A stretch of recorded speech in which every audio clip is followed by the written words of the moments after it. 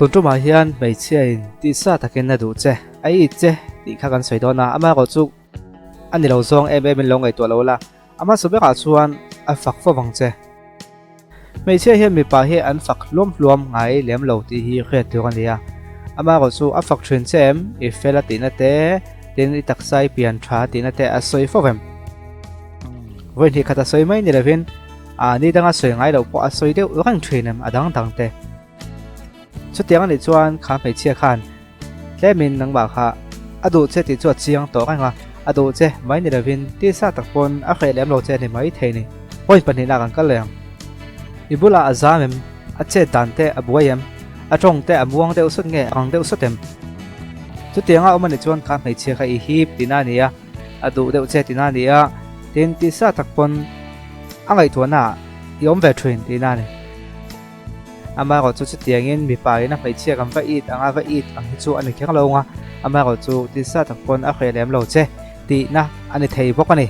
point pathum na kan kal leng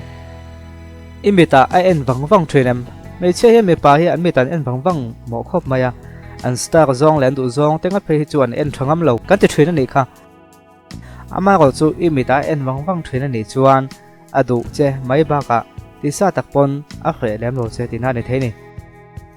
a chan chu Hmeichhia mi thi an mang tang kai em maya mi pan en wang hian connection engam mo tak siam thei anin be se thina an siam thei thin reng bok ani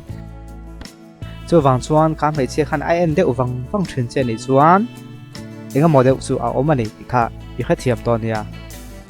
a to ta kal leng o in pani chawa hun man dun ngai na huna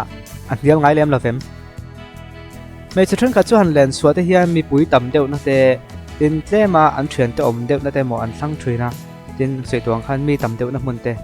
ama ko chu fian rial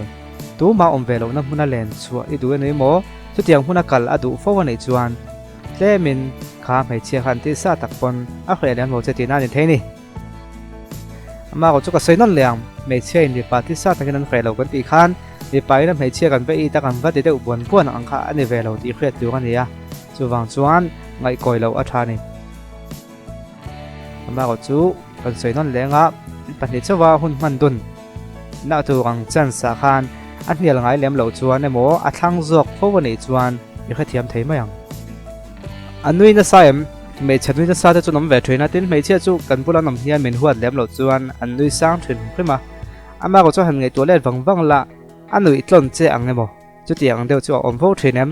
nui na tu ngai mem lo wa po anui sang thridem chu tiang ang ani chuan ka Hmeichhia khan ti sa tak pon a khe lem lo che ni mai thei adu che pi lama mo wala top da kan kal tong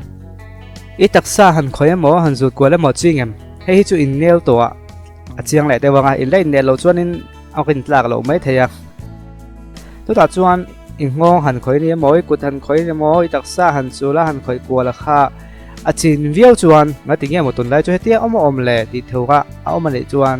ka Hmeichhia khan ti sa takin angai to che ai che ti na ni theya chu wang chuan lo kha thiam don nia wala tu na kan soi zong kha